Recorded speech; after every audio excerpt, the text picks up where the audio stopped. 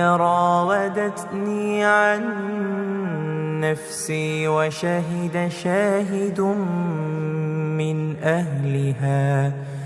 إن كان قميصه قد من قبل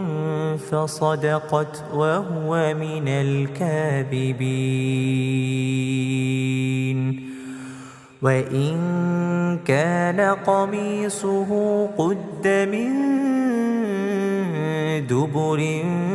فكذبت وهو من الصادقين فلما رأى قميصه قد من دبر قال إنه من كيدكن إن كيدكن عظيم يوسف أعرض عن هذا واستغفري لذنبك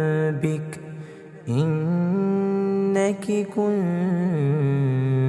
من الخاطئين وقال نسوة